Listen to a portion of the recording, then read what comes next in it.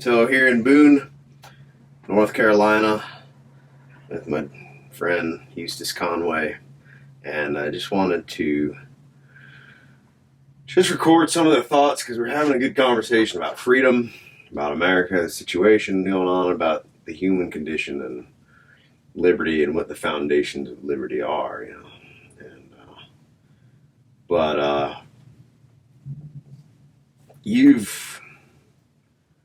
in your whole lifestyle, your life history. Well, tell us a little bit about what has liberty meant in your life and your decisions you've made over your lifetime. The ability to do what you want to do when it comes down to it. Hello there. Hey, what's so important? What you got here that's worth living for?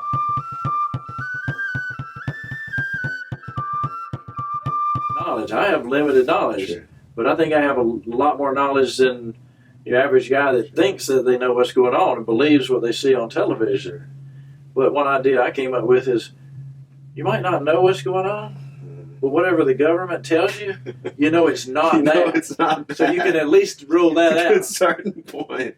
The energy that's propelled you, I mean, to ride across the country, to live in the woods, and not just the things you've done, but your passion, which is like to show other people. You don't have to. There are options. You don't have to. It's, you know, a way I've kind of heard you share. Look, if you want to live the way you live, that's okay. But if you wake up one morning like this isn't working, there are other options. Change it up. Change it up. But the energy behind that has kind of been kind of like a primitive American ideal, seems to me. Yeah, it comes from the roots of a lot of the background of the early forefathers, which I believe that they were in touch with a lot of the most important things, like a high value on ethics, a commitment to correct action, honor, and integrity that was on a level that our normal modern youth today have never even been exposed to. Don't even, like, I could sit and talk for about an hour and it couldn't sink in because they don't have the receptors for it. And they don't have the vocabulary on a deep inner sense about it because they haven't been exposed to it. They don't see it. They don't have a role model for it. Don't even know what we're talking about. But some words, you know, you can look them up in the dictionary, like honor, courage, integrity, loyalty to values and ethics, like doing the right thing, and or supporting a blueprint and a plan that's laid out by the people that created the Constitution, that were willing to recognize they wanted more than they were getting under British rule, and they wanted the freedom to have liberty and the pursuit of happiness, their idea of what would make them happy, and then go forward with it. To have the liberty to do that instead of being told, no, you can't. You know, and now we're so taxed that you can't hardly, because you're economically controlled. It's economic slavery, largely. Do you think people see that, though? Do they see that? Very few people see it. It's like boiling frogs. You know, the boiling frog story. It's just been slowly brought about, and it's not as slow anymore, but it's been slow enough that they've been blinded and fed propaganda that they are soaking up and taking. I mean, to me, just the sheer odds of what the party line, that whatever we're getting on the nightly news, that's right, to me, is just very, very low. You know, just from a starting point, you know. But still, the power of that. Do you think there's any beating it? I mean, they got the biggest show in town. They got the TV, the news, you know. You think there's any way we can? I think we can, but I think it would be really hard. Yeah. It has to do with waking up a lot of people and people being willing to put their life on the line. If you look back at the history of the American Revolution, only a very small percentage of the population instigated and followed through to create that revolution. Most of the rest of them were horrified and embarrassed and Really? loyal to the crown, and turning in the revolutionaries and so on and so forth. So that's our history, Yeah. and that's a percentage that I'm talking about. Uh-huh. Right now, part of what you're saying is, can we beat it? Well, the way you beat it is with the people. Mhm. When the government fears the people, then we have freedom. That's freedom. Thomas Jefferson. And so the people need to take control of their own freedom. The only way we don't have freedom is by giving it up. Mhm. And we have given it up for a long time. Yeah. Now, the one thing that I struggle with communicating, I believe I understand it, but I don't communicate it well, is like the connection between certain skills, self-sufficiency, you know, and the ideal of liberty, you know. But that's kind of been one of your sort It's the of hallmark of my whole hallmark story. of your story. It started with a couple of generations ago. My grandparents let my mom and her siblings more or less run wild in a beautiful wilderness setting in the mountains of North Carolina. Mhm. And they would go outside for hours and choose what they wanted to do with their time. There was nobody watching over them. They were exploring a beautiful world. Mhm. My mom got that model as a child when I was little. She let me roam. Mhm. So as a very young person, 2 years old, 4 years old, 5 years old, I was roaming for hours, half a day, completely unsupervised, away from human contact. I was just out in the woods, in the swamp, climbing and crawling and exploring. I didn't know any different. You know, when you're a child, whether you're abused or have a delightful life, whatever, you don't know any different because that's all you know. You're just a little one in the world, you know. So I was brought up with beyond copious amount of freedom. Mhm. And so that's a really important part of the story because as an infant, that's kind of where I started. And as I became a teenager, I started exploring further and larger, and I believed that I could do whatever I wanted to do. Like, nobody was controlling me that much at that time period. And so I would just broaden my horizon and spread my wings a little bit more, to where I took on some adventures. I came up with ideas like, well, let's do something like ride a horse from coast to coast. Mhm. Let's walk across America, see what it smells like, tastes like, and let's hitchhike across the country and do stuff that most people would be too afraid to do. Mhm. You know, fear is one of the hugest limiting factors. Mhm. You know, you control people. You know, lack of freedom, slavery, Slavery. through different ways. Fear is one of the biggest ones. Mhm. There's a massive, phenomenally successful fear campaign going on in this country right now. You know, planned, executed, well achieved. Another way you control people is by the food. If you control food, you control the people.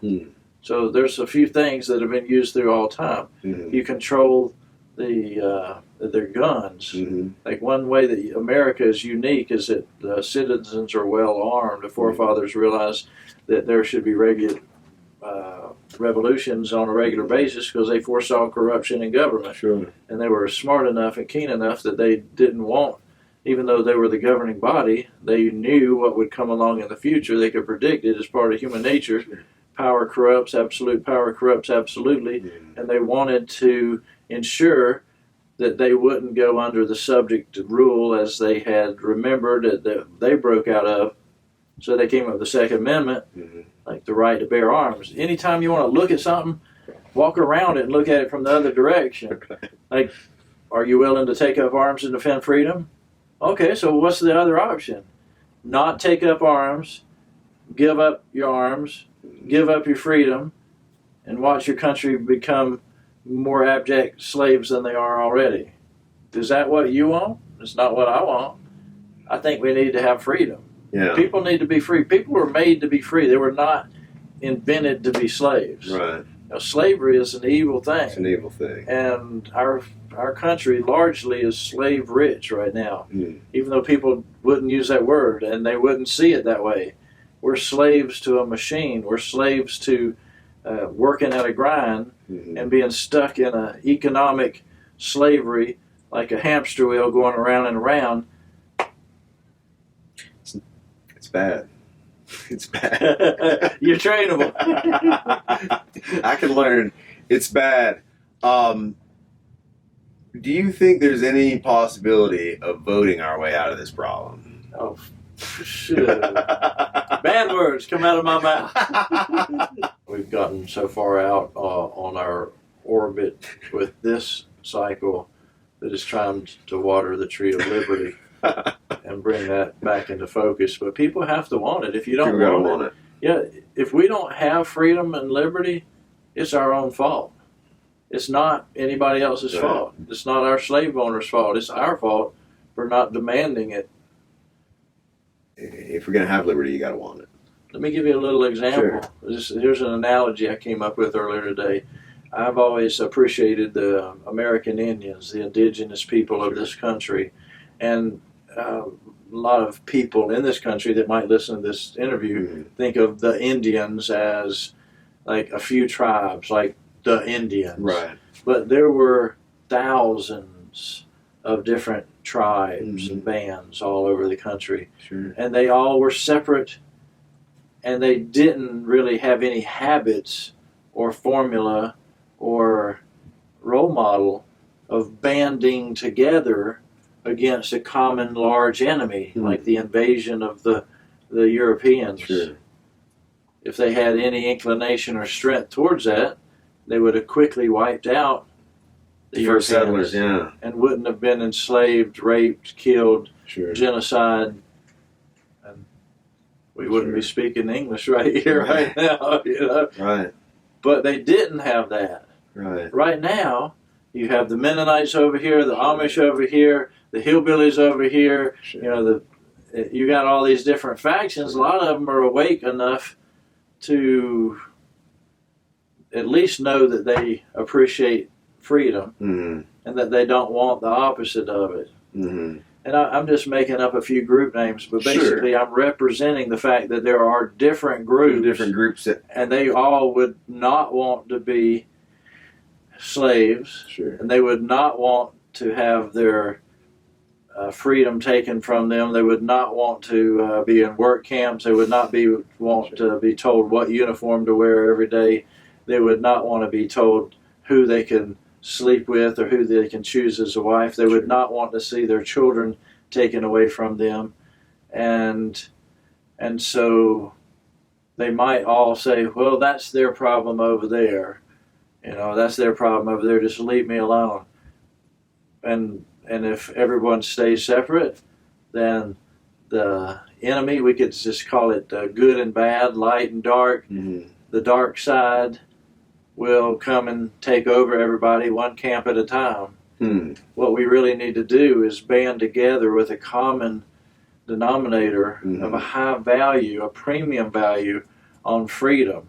Even if you have different religious beliefs or different color of skin, different language, different social, economic status, the people need to band together and see and recognize that we don't have freedom as we're sold on the bill of belief system that we do, and they need to identify what's keeping us from having that freedom, and they need to put energy into changing it.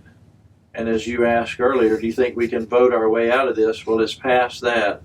That's just an illusion. That's just propaganda. That's just a bunch of bull. And if you believe that, you're part of the problem of not waking up. Get your head out of the sand. You know the difference between an ostrich and a human with the brain in the sand? You know, you've seen the image of an ostrich. So it's become like a folk concept. Well, a human being has a brain like, you know, this big. A brain this big should know better than to have his head in the sand. Now, ostrich only has a brain about that big. You know, maybe you could forgive the ostrich for putting his head in the sand. But a human being needs to get that brain out of the sand and take note of what's going on and get some conviction, get some cojones, and do something about it.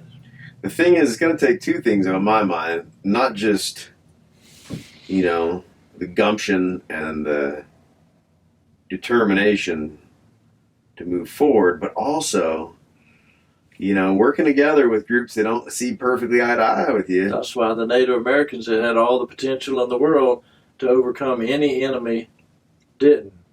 They didn't have a tradition of working with people that were different. Some similarities and some huge differences. You take your standard, Appalachian long hair just wants to be left alone. Just leave this long-haired country boy alone. Please. There's one group. Then you might have, African Americans in the inner cities or whatever that are tired of being, oppressed, choked out for selling cigarettes. Yeah. They sold a cigarette that they didn't want to pay taxes on, and they get choked to death or whatever, something like that. They actually have something in common, quite a bit. But there's some cultural divides that are going to be hard to bridge, And maybe impossible. Maybe we're going to all end up in the gulag and talk about it. I laugh, but it's not really funny. Yeah, well, it's more or less the most likely scenario to happen. Very unfortunately. Unless people can get over wide differences and focus on recognize that there's one common denominator, and this has just become something that's become clear to me. It's like freedom trumps everything else. There's nothing more important than freedom. And if you care about your people, your family, your community, your country, more so than you, it's more important than your life. Right. It's more important than the breath. It's more important than your next breath. It's more important than you not having pain as shrapnel blows you to pieces. Sure. So it's when you have that kind of commitment and clarity, right, and commonality with hundreds and thousands of other people that have that commitment coming from clarity and dedication. It's only then that you're going to have a force to reckon with to get back to a position that Jefferson pointed out was the hallmark of our freedom and or any people's freedom that allows the government into their situation, and that is the government should be in fear of the people. Right. People have a hard time getting a scratch, or having a hangnail, much less, like having their best friend's brains blown all over their face, Yeah. What bothers me, though, is when I talk to people about even just the possibility of putting their life on the line for American freedom. It's like, whoa, One of the biggest problems all along is what the government, which is really the people behind the scenes using people that we see as the leaders, as puppets, they have dumbed us down to the point where we don't really connect the dots. We don't really see what's going on. Sure. And so if you don't know what's going on, you're really not going to do anything about it. And people are not, and people feel disempowered. They don't have any venue. They don't have a path. They don't have a place to put the button, push the button that they feel could make any difference. Sure. But then, I went to Afghanistan. People go off in these wars, and it's hard to even explain how that has anything to do with we vowed protect and defend the Constitution. What in the heck did Afghanistan have to do with the Constitution? That's all bull. And yet, I had friends die there. Yeah. And everybody thinks, well, that's an honorable thing, and that's whatever. Businessman wanted to make a little bit more money. That's the only reason we have the wars. Is the politicians, the presidents, are bought into these situations by people that want to make money, Sure. More billions of dollars. All of the wars have nothing to do with what we're sold and told that they have to do with. Sure. It's just that simple. But people, if I were to have died in Afghanistan, it would have been like, oh, well, he did the right thing and, support the troops and whatever. Bullshit. But if I were to die defending my family, because say I want to homeschool and they decide to come and take my kids away. Which at some point they will. They already are in some states. Yeah. And they really already have, as far as taking them away socially, psychologically, economically. They just haven't so many, but like you said, they already have taken physically, pulled the child out of the home. But largely, they've taken almost all of our children away from almost all of our households. They're still living in there, but their mind is jello. Taken away. But if somebody were to take up arms, say, no, my kids are staying here. Oh yeah, you're a terrorist. You're a terrorist. Yeah. But terrorists are calling you a terrorist. But to fly over into some strange country, bomb little brown people, and bomb brown people for reasons I don't quite understand, that are totally contrived, so that somebody can sell more armament. That's a patriotism. That's you got like goat hair on your beard. There. I'm trying to get some white hairs that look, fat. old and respectable. At least somewhat respectable. Well, I still have hope.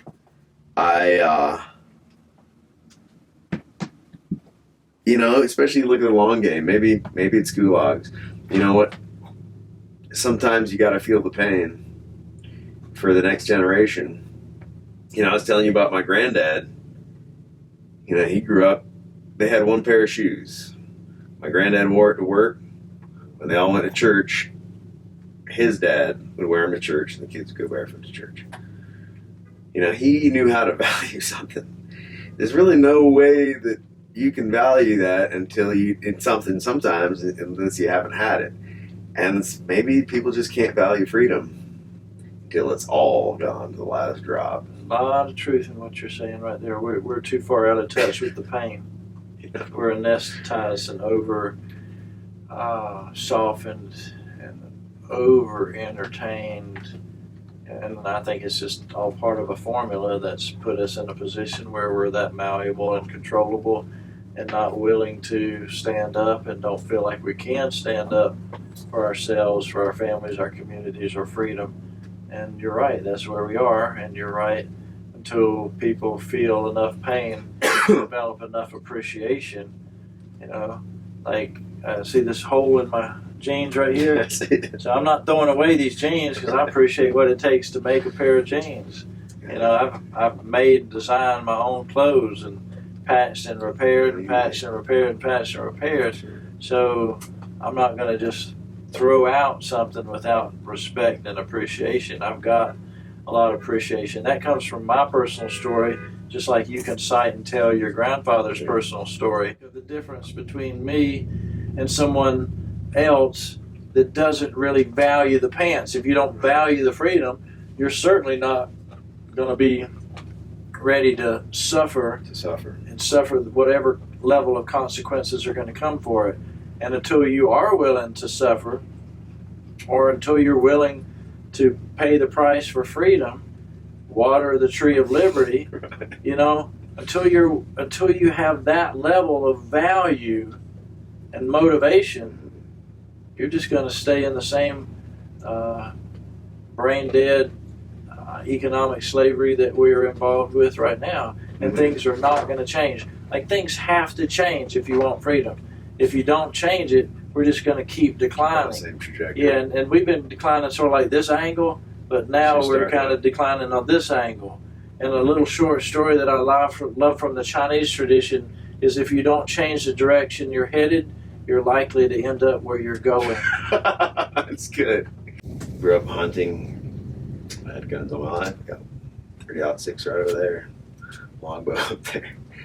But this one would be really effective in this parking lot. They wouldn't know where it's coming. You wouldn't even know where it's coming. Lob one about 10 cars over. That's the nice thing about a bow, is you can shoot with practice. Even with a gun, as powerful as it is, you can't shoot over cars. We understand armed revolution. That's how I think we got. We understand a little bit about it. It's Barely. easy to talk about it. It's real easy to talk about. Understand's a strong word. We have a picture of it through the American Revolution or whatever, a small picture. Can you imagine any models that don't involve violence? You know, maybe just if thousands and thousands of people are willing to get shot and just like, I don't know, I'm just trying to imagine. I can think that, but I don't think it's very, I don't dig on that. Everybody's got to have their calling. And God bless those folks, basically you're feeling, but you're just on and there's a lot of honor and purity and beauty in that, but it's not effective. It's not very effective or anytime fastly effective against evil people, the dark side, that are so corrupt and have ethics that are so low that they could never appreciate the depth of value of who they would be killing as they murder those people. Down. Yeah. And so, you know, I respect and appreciate those belief systems, but they're fairly ineffective. Yeah, it's a struggle for me. I haven't really resolved that for myself. I said fairly ineffective. I should probably say largely or grossly ineffective. You know, leaders need to be responsible for their decisions. Sure. And if they're going to step up and be a leader, they need to be ready to be knocked down for doing it wrong, for doing it illegally. You know, they somehow there's some immunity, you know, to making mistakes or problems. I think they need to be held more accountable than anybody. Sure. Where do we start? That's part of the problem. Nobody knows where to start. Nobody knows where to start. Part of the model in this country that's so important to recognize is that large corporations are doing terrible things to people, to our continent, as in our land, you know, our ecosystems, our environment.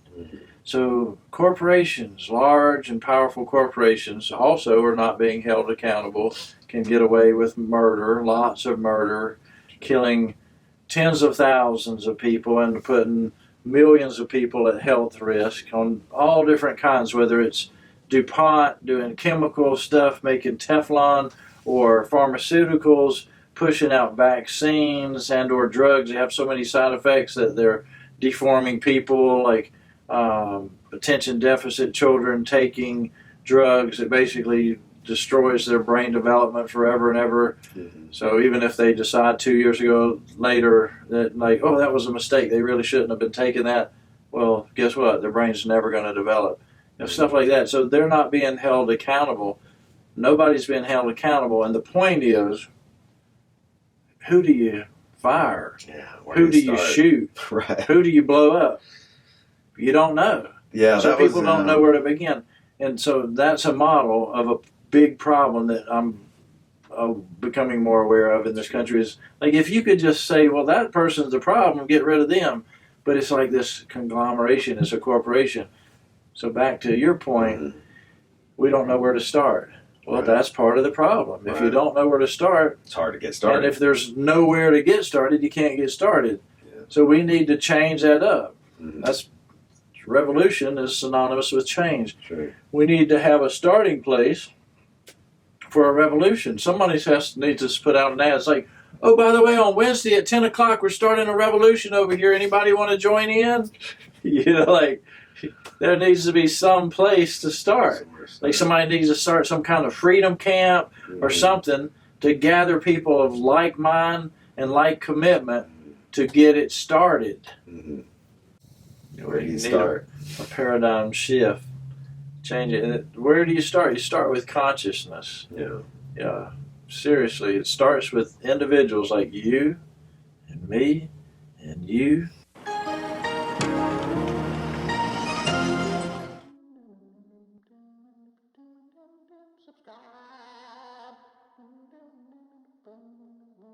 subscribe.